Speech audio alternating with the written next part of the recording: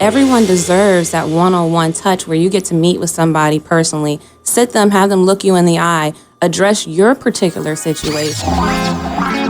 This is Blair Durham with Black Wall Street Today, your media hub for all things Black entrepreneurship, politics, news, and events in Hampton Roads and beyond.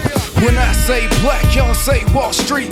Black Wall Street. Black Wall Street. When I say black, y'all say Wall Street. Black. Blair Durham. Greetings. Hey, welcome to this 18th edition of Black Wall Street Today with Blair Durham. Thank you as always for tuning in. Are you considering starting a business? Here are 10 ways to evaluate a market from the popular book, The Personal MBA by Josh Kaufman. This information was actually shared to the Black Brand Members Only group by its chairman of the board, Ronaldo Randall. I thought it fitting to share with our listeners today. First, urgency. How badly do people want or need this right now? Second, market size. How many people are actively purchasing things like this? Third, pricing potential. What's the highest average price a purchaser would be willing to spend for a solution? Fourth is the cost of customer acquisition. How easy is it to acquire a new customer? Fifth is the cost of value delivery. How much would it cost to create and deliver the value offered, both in money and effort? Sixth is uniqueness of the offer. How unique is your offer versus competing offerings in the market, and how easy is it for potential competitors to copy you? 7 is speed to market. How quickly can you create something to sell? 8 is the upfront investment. How much will you have to invest before you're ready to sell? 9 is your upsell potential. Are there related secondary offers that you could also present to purchasing customers? And the 10th way to evaluate a market is to consider its evergreen potential. Once the initial offer has been created, how much additional work will you have to put in order to continue selling? First up today is our fourth installment on our Stocks and Entrepreneurship series with J.R. Fenwick, Hampton University alum and founder and CEO of FlipThatStock.com, as well as award-winning author of How I Quit My $100,000 a Year Job. J.R., welcome back to the show. Hey, it's great to be back. How you doing? We are building. I am so excited. Let's hop right in. What do you have for us today, JR? What are we going to discuss?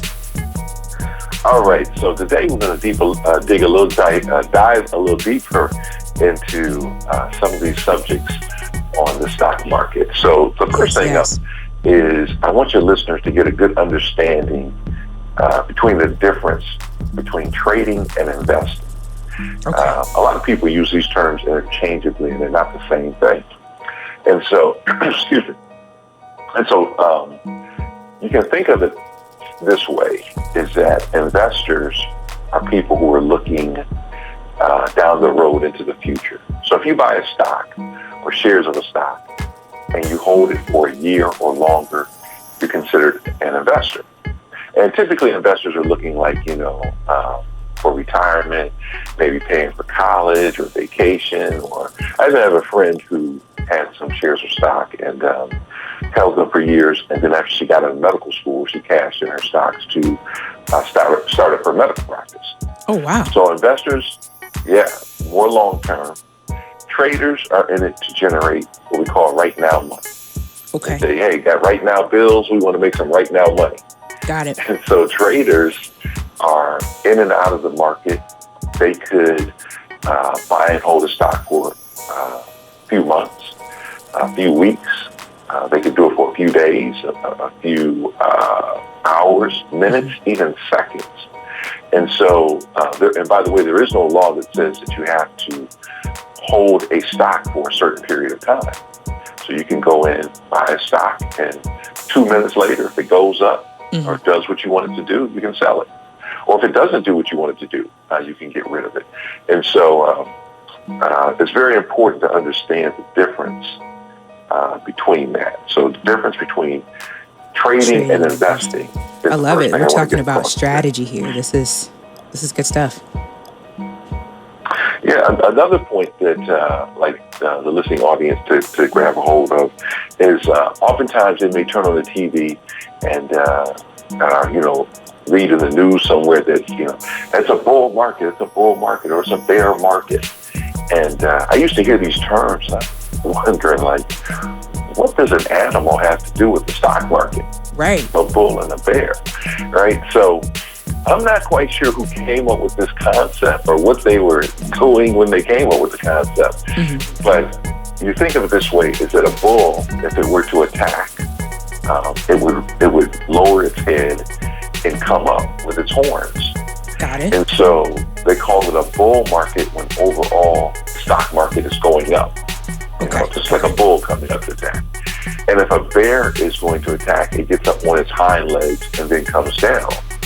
And so a bear market is when, the overall market is going down. And so again, it's interesting when you pull back the curtain, these concepts are not difficult. Right. A lot of people think there are really some simplistic answers behind them. And that's what we do at Flip That Stock. We get to the simplistic answer to teach it. So that's another key point. Makes that sense. I think your listeners should grasp. In fact, if you're just tuning in, this is Blair Durham with Black Wall Street Today. We're just getting an exciting conversation about the stock market underway with Mr. J.R. Fenwick, who is founder and CEO of FlipThatStock.com. This is the fourth installment on our Stocks and Entrepreneurship training is what I'm going to call it. So let me ask you this. What are some of the things that can kind of create that bull versus that bear market? So what are the things that make it go up and down? So that's a great question. There's a lot of different things, but I'll share with you 5 that are probably the most common that can make a stock go up or down as the market be bull or bear. Okay. And if you think of these, again, nothing complicated. So news, whether it's good news, whether it's so-called fake news, could affect a stock, going up or down. And it's interesting, like when you understand these things, it's not a guarantee, but you can kind of project out maybe which way a stock will go based on some of these things. So news is one. Rumors is another one. I often say that, and I'm just making this example up, so I don't want your audience to run out and say, he said that. I'm just making this up, as I say. So here's a rumor, the new iPhone 15, you'll be able to put on your steering wheel and it'll drive your car. Gotcha. I'm making this up. So don't nobody go out and say, but if somebody put that type of rumor out, there'd be people who would believe it, and they'd be lined up, ready to, buy this and stick it on their car and all this type of stuff. So rumors, again, whether true or not. Another thing real quick is earnings reports. When you buy shares of stock, they have to give you an earnings report, tell you what did they meet their anticipated goal for the quarter. They may say, hey, I want to make $100 million, and they made $2 million. Well, they got to tell everybody that, and their stock may go down. Or vice versa, they say, we thought we were going to make $100 million, we made $500 million. Right. Their stock may skyrocket. Okay. So that's another thing. Interest rates, those can affect the stock going up and down.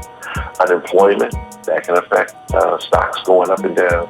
So those are 5 of the most common things that can affect, the direction of the market, making it a bull or bear market. Interesting. I'm just thinking now, you mentioned how it is that we can anticipate the trends and then ultimately make decisions with regard to trading and investing. It seems fascinating. I'm excited. So what's the main indicator that would sort of determine the overall health of the stock market? So you know how let me use an analogy here. You know how if you go to the doctor, before you even see the doctor, talking about like a primary care doctor, a family practice doctor, and before you even see the doctor, they will take your weight, your temperature, and your blood pressure. And the reason they do that is because those 3 things are 3 indicators of your overall health. It doesn't mean that you don't have a cold or a flu if all of those are normal, but it just gives them an indication of your overall health. Got it. And so in the stock market, they have something similar. And the main indicator that they use, that you hear on TV all the time, is called the Dow Jones Industrial Average, which a lot of people just call it the Dow. Yeah. So what is the Dow? All right, so again, not complicated. All the Dow, I just want people to think of a shopping cart that's holding 30 stocks in it. Okay. 30 huge stocks, like Apple, Exxon, big companies. So whichever way these stocks, well, first of all, every day and throughout the day, they have a formula to average the performance of these stocks. Okay. And if overall these stocks are going up, you'll hear on TV, oh, the market's gone up by, and they say it in points, 100 points, 200 points. Mm-hmm. Or overall, if they're coming down, it'll say, the market's gone down by 200 points. These 30 stocks would be like an elephant getting in a backyard swimming pool. So if they get in the swimming pool, the water's going to go up. If they get out of the swimming pool, the water's going to go down. So kind of whichever way these 30 huge companies go, even though there's thousands and thousands of companies that you can buy stocks in, whichever way these big, huge companies go, tend to pull the market in one direction or other. Not a guarantee, but just talking in general terms. But the next time that your listening audience turns on the TV or hears, oh, the market's going through the roof and this or it's going down, they're talking about the Dow and these 30 companies. And it doesn't necessarily mean that the stock that they own or stocks that they own are be going through the roof because the Dow is, but it could be. So, but I just wanted to make sure that everybody understands these little simple things that they try and make it sound so complex and this, that, the Dow is going to. Right. It's just 30 companies. Actually, it's just 30 companies. As we're finishing up here really quickly, Blair Durham here with Black Wall Street Today, having a conversation with J.R. Fenwick about the stock market. We're finishing up our 4th installment on the Stocks and Entrepreneurship series. I want to clarify about the Dow. So is it literally 30 stocks, or was that just part of your example, just to say, the shopping cart full of the 30 stocks? It's actually 30 companies that are part of that Dow? It is literally 30 stocks. Literally, so okay. I don't know the exact number of stocks on all the stock market. I think it's like 10,000 or something like that, or close to it. But it's literally just 30 stocks.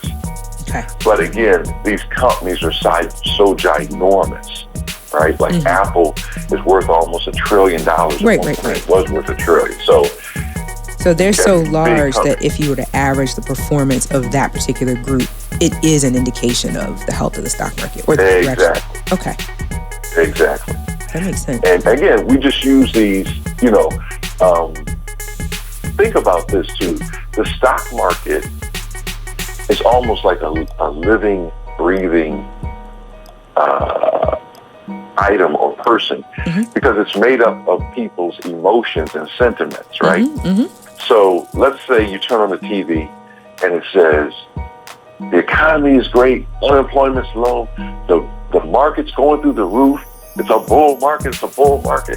So people get excited and they say, oh, let me start buying some stocks, let me go buy this stock, and it drives the market up because of the sentiment of the people.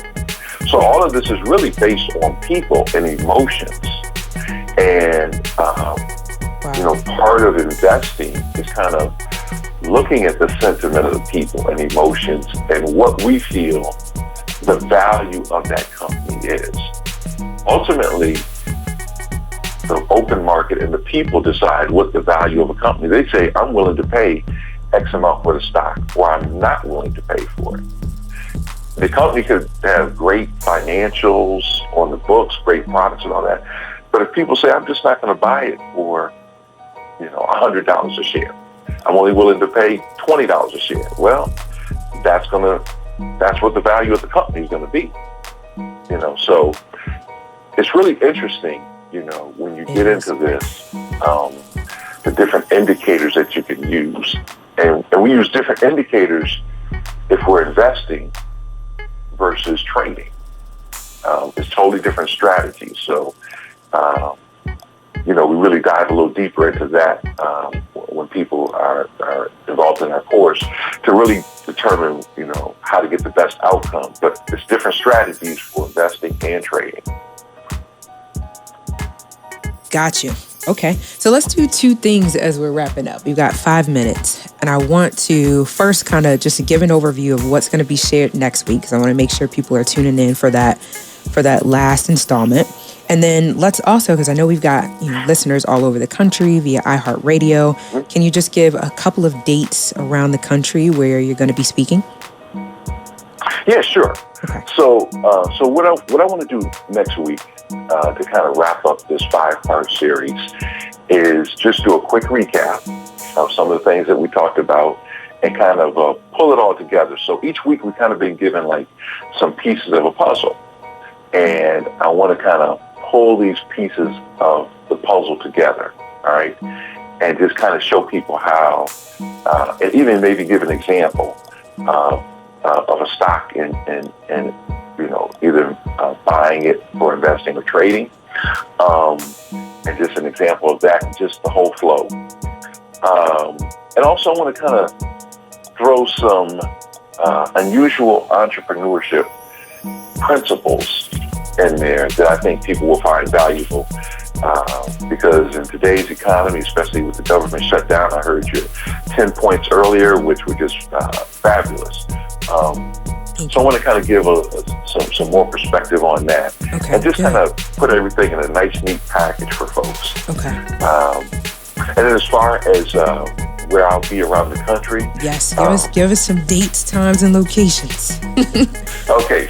All right. So this Saturday, we will be in Laurel, Maryland, which is the D.C. area, and that's Saturday. We'll be in Greenbelt at the Greenbelt Library. February 9th, we'll be in Laurel, Maryland, at the Laurel Library. We'll be coming to Cleveland, Ohio, and we'll be doing a program with Dr. George Frazier, founder of the Power Networking Conference and FrazierNet. What's the date for that conference? I want to say it's February 9th. Okay. But let me say this. All these dates will be posted on live, L-I-V-E, seminarregistration.com. Liveseminarregistration.com. That one's not up yet, but if people just check back weekly, we'll be updating. We just also got invited to go to Alaska. Oh, wow. To speak at a conference. I don't have all the details on that, but we'll be doing that. And Blair, I'll be getting with you to come down to the Hampton Tidewater area to put on a special conference. What am I hoping for? The third Saturday in April.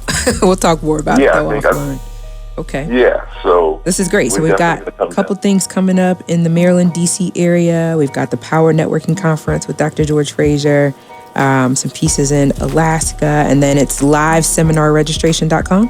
Is that right? Liveseminarregistration.com, and the website is flipthatstock.com. Flipthatstock.com. We'll also be in Houston in June. Okay. So we'll be across the country. Okay. Yeah. Perfect. I love it. Just super excited about your mission. Again, it's 1,000 new investors, right? That's your goal for this year? Yeah. Our goal is to take 1,000 beginners and teach them to become traders and investors, active traders and investors, meaning they know how to do it. They're not just following, well, what's JR's stock pick of the day? No. I want you to know how to go in, use the technology, use the information, and pick and find stocks, analyze them, trade them, or invest them yourself. That's our goal. 1,000 self-sufficient traders and investors. That's perfect.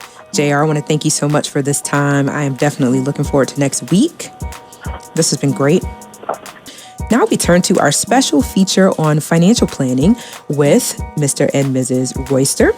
Kenneth Royster of First Genesis of Virginia is a well-trained financial planner. He specifically focuses on retirement planning, wealth accumulation, and asset protection. He also focuses on clergy compensation planning and planning for business owners. He has 34 years of successful sales, in-depth experience, and training in financial services and insurance, and he's currently the team leader at First Genesis of Virginia. Kenneth is licensed to sell securities and life products in over 25 states. We'll also welcome Ms. Danica Royster. She is a wealth consultant at First Genesis of Virginia, LLC. She's well-trained in financial services and focuses on building her practice using a holistic approach when assisting clients in working towards their financial planning goals and objectives. She specifically focuses her strategies on retirement planning, wealth accumulation, educational funding for college, and asset protection. She also focuses on clergy compensation strategies, funding for college, and asset protection, as well as enhancing financial literacy in the Black community. She hopes to partner with various organizations to empower her generation in Hampton Roads and beyond. I want to thank you both so much for being here today. Thank you for having us, Blair. That was a mouthful. You guys come with such great experience. So excited about what you're doing in the community.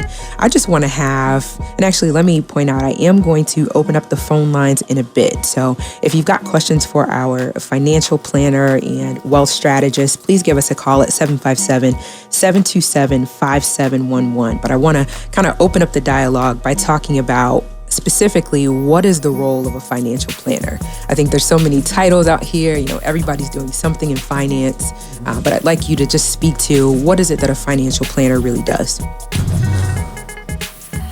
That's a wonderful question, Blair. From my perspective as an advisor who works directly with clients, I believe that we add value, financial value to our clients' lives, particularly with addressing their financial goals and objectives and assisting them with coming up with a strategy to address those items. Often I meet with people and they know, or they've been referred and they're like, someone told me that I need to get with you to get my financial life together. Mm-hmm. And I tell people all the time that, what does that mean to you? Because finances isn't one size fits all. Get my life together could be, help me with my budget. Get my life together could be, hey, I know I have these benefits at my job, but I don't know how to manage them. Get my life together could be, I have a family and I want to make sure I'm doing everything that I can do to make sure that I'm protecting them, as well as setting ourselves up so that I'm creating a legacy for my kids. So our goal and our objective is to assist those clients, not only with educating them, but providing them with a playbook on how to be financially successful. So what I hear you saying is these are custom solutions, right? This is not, you don't do the same thing with every client. No, not at all. And I think sometimes, people will find a piece on Facebook or YouTube or read some link and they'll think that, hey, all I got to do is do these 3 things that this person, quote unquote, financial coach guru said, and I'm going to be wealthy. They're going to show me how to turn $5 into $5,000. And you have to question yourself and wonder, if it was that easy, wouldn't everybody be rich? Right. And one of the things I talk to my clients about, or people who I just speak with in general, is saying, don't you want to have a relationship with somebody who is invested in you and your future, making sure that they're doing for you? A book is great to get knowledge. Going to seminars is great to obtain knowledge as well. However, everyone deserves that one-on-one touch where you get to meet with somebody personally, sit them, have them look you in the eye, address your particular situation, and help you accomplish your goals. I love it. You mentioned something interesting, right? So it's kind of the best of times, the worst of times with being able to access all this content online, right? We love being able to go to YouTube University and learn about something we didn't know about.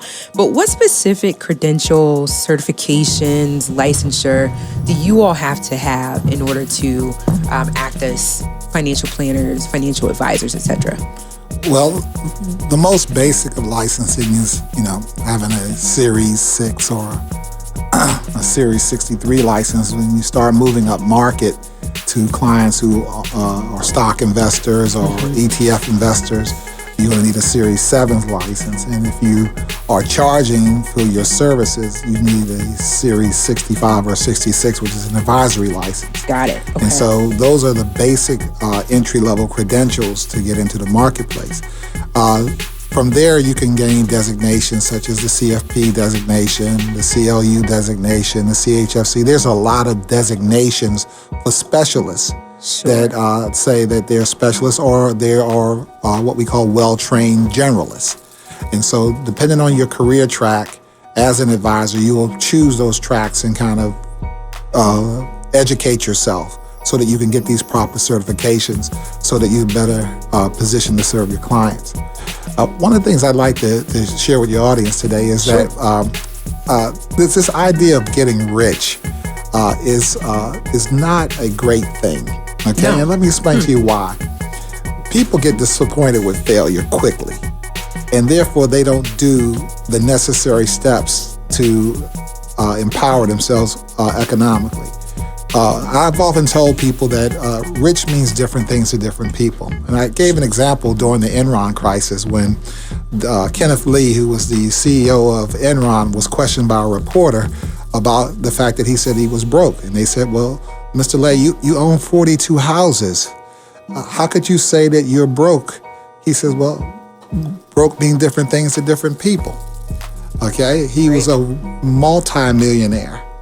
And so not having money but having the houses didn't mean anything to him anymore. The government had seized his wealth as far as he was concerned. Now, we're intentionally serving the African American community. 90% of our clients are African American, and they run a really big gamut from what we call the basic family, where it could be a single mom working every day to support herself and her child.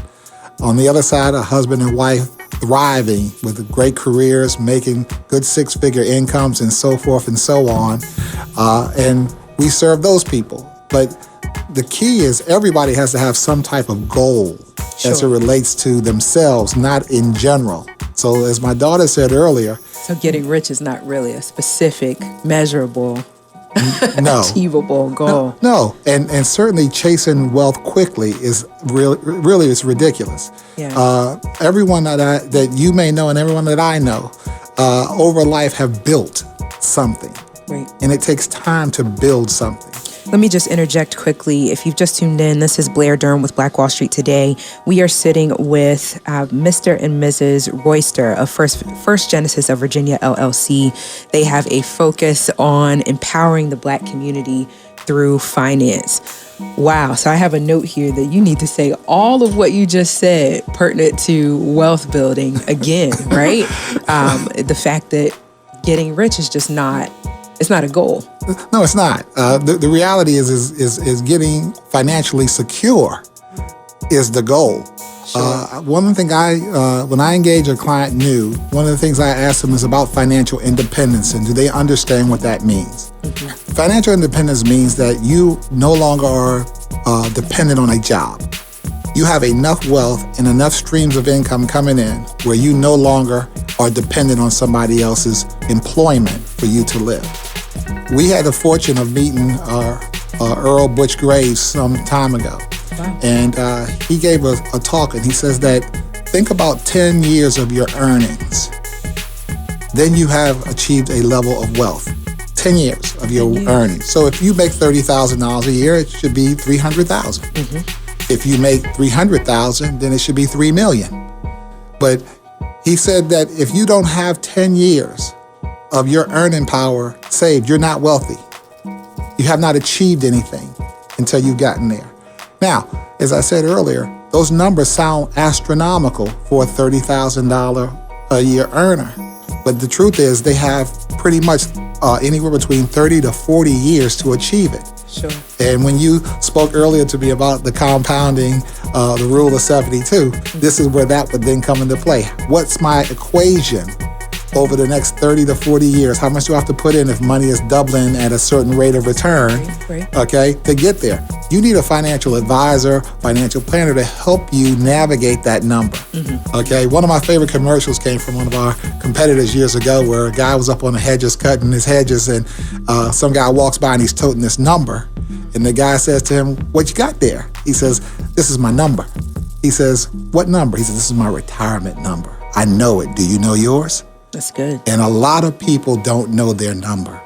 And then when they get to the age of retirement, they call 65, they realize that their number doesn't match up with their age. And that's when it's problemsome. And so what we try to do is eradicate that early by getting people to their numbers, whether it's educating your children, your down payment for your home, and then retirement ultimately is the last one. But you got to know these numbers and you have to start moving yourself towards your numbers. So again, this thing about rich, no, what are my goals, my objectives, and what do those numbers look like? And can I get there with what I'm doing? Really good. Again, this is Blair Durham. This is Black Wall Street Today. We are with Kenneth and Danica Royster. I think I may have ruined your name early. I'm sorry. Oh, it's okay. Having a conversation about what it really takes to build wealth. Of course, we're focused on rebuilding Black Wall Street. And so certainly having an understanding of personal finance is very relevant. So say more. I mean, I'm curious about sort of your experience with the community. Are you all, are you doing speaking events? Where are you in terms of engaging the community directly? We engage the community on several levels. Past the individual, we have several partnerships with various organizations in the area, as well as the religious community with several churches and networks that we've been in partnership with over the years. In fact, I have to give a shout out to Hampton University School of Pharmacy, where we actually have a relationship here at the university where we engage the P4 students who are on their way into the real world, as you would say, and we host a seminar with them that is used to be a requirement for graduation. Often when I meet college grads, the first thing that they come out their mouth and say is, man, I wish there was a class on campus for this, or I wish there was some access for this. So my goal is not only, continue the relationships that I have with the universities, the religious community, as well as several Greek sororities and fraternities in this area, but to also connect with other professionals and professional groups. Because even though it's great that if we could get on campus and talk to everyone, and everyone always says, if I didn't have this information when I was 18, I said, now take a pause. You had this information when you were 18, you didn't have a job. You're probably more concerned about financial aid and passing classes. How about we engage the younger generation, college grads, like that senior year or leading into this is the start of my job. So we try to touch people through the seminars we hold locally in the area, connecting with other groups in this area. There's a Hampton Roads Black Young Professional Group where actually the coordinator for that, we came up with a January debt challenge. Something that's very foundational, but still necessary, particularly for people in our community, as a good entryway. And so we're doing that. We have a seminar, actually, quick plug, this Saturday, and it's open and free to the public. This is free, people. Please come out. And it's actually being hosted by the Chesapeake, Virginia Beach chapter of Delta Sigma Theta. And before we close the program, I'll make sure I give that information to you as well to share. But we're trying to create more of those relationships, more of those partnerships that we're reaching our people and giving them the information that they need and the credible information that they need so they can move forward and be able to, tackle their finances. One of the things, particularly in our community, that we always are addressing is closing the wealth gap. Right. And from my personal view, I think that all starts with education. So financial literacy is important, but the next step is implementation. And I think that's where me and Ken come into play as it relates to helping you. Because now that you have this knowledge, you went to the seminar, you read the book, have you found someone who you trust now to help you carry it through and hold you accountable to your goals? Great. If you're just tuning in, this is Blair Durham with Black Wall Street Today.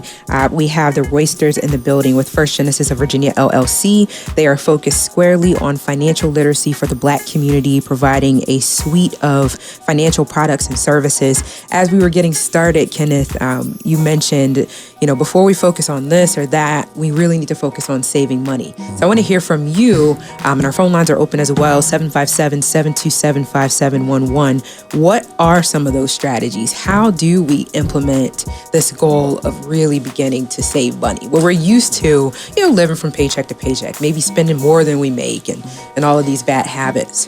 Absolutely. We've been plugging people today, so I've got to do another one. Plug away. This is the radio. To Dr. Dwight Riddick, some years ago, he came to me, approached me, says, Ken, our folks need to learn how to save money. He's a pastor at Gethsemane Baptist Church here in Newport News. And he says, can you come out and do a workshop on $25? What $25 can do? And I told him I certainly would do that. And to my surprise, 200 people showed up for that workshop, about $25. What it said to me, a signal, was that there are people out here who don't know that they can start saving money because no one will talk to them generally of my caliber or Danika's caliber with $25. But the fact that we are connected to our community, they were able to gain the resource. So we started talking about saving $25 a week. $25 a week. Okay. $25 every 2 weeks. $25 a month. Okay. But save it. And understand that this is money that you don't go get. You put it and push it away from yourself. You have to learn to push it away. And I then showed them the compounding effect over it over a period of time. And you may or may not know that the average savings account for an African American in this country is about $1,000. That's scary. Okay? It is scary. Okay? And that at retirement, that our retirement accounts are 4 times less than our white counterparts. Mm-hmm. And it's not just because they had a head start. It's what they do over their lifetime with what they have. That's right. All right? And so if you make consuming decisions, such as, I'm going to spend $1,000 on a car payment, but I don't own a home, those are bad choices. Sure. If you decide that because your circle is so affluent and so fine that at Christmas time, you spend $2,000 of money you don't have buying presents for people who don't need them. Sure. Instead of saving that money. If you take your, quote, income tax check and you predetermine its spending pattern before it even hits your hand. Again, these are mistakes that you are making. We've talked to people about something as basic as that. How about if you saved half of your income tax return? Not all of it. Half every single year and never touched it. And let's just say your average tax return was $1,500. It's $750. Okay? In 10 years, you have $10,000. You make a really valid point there. I think about, we may understand all of how it is we got to this place of conspicuous consumption. We might, get it psychologically. We might understand it. But until we really start to change those behaviors, we can't rebuild Black Wall Street. That's correct. And you start talking about owning businesses and self-determination. That's another show, okay? But we have to get back to that. But if we don't have capital, right, it's a different era than before. It costs a lot more to start a business and maintain one than it did in the past. And therefore, with all the economic pressures, you have to be even a greater steward of what you have in order to succeed. Sure. We are finishing up an awesome show. And I just want to apologize to Danika and to Kenneth for my repeated referring to them as husband and wife when they are in fact father and daughter. My apologies, but just enjoying the fact that they are really building a legacy through entrepreneurship. They are a Black family-owned business, so certainly as your financial needs continue to develop, contact First Genesis of Virginia. Stay with us online at Black Wall Street Today on Facebook and Black Wall Street Today on Instagram, and then follow us on Twitter as well at BWS Today. We look forward to talking again next week. Have a wonderful week. I have said and I will continue to say that the most important priority for the Black community is the Black community, not a particular political party.